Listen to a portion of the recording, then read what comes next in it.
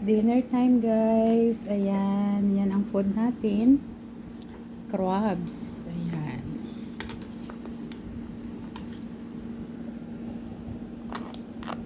Dalawang peraso. Nilagyan ko ng kalabasa.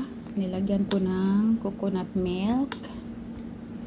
At saka tinimplahan ko ng asin. Nilagyan ko ng malunggay. Kain tayo guys.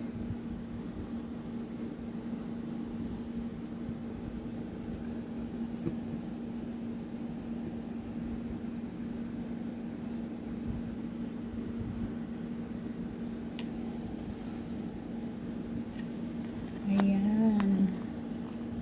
Babae itong isa guys. Oh.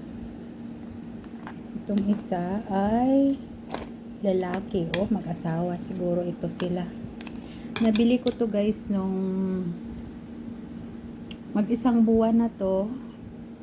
Pero nilagay ko lang siya sa freezer.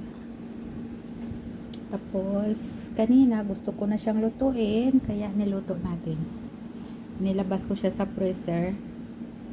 Nung natanggal yung yelo, niluto ko na siya.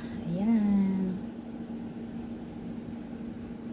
It's it guys.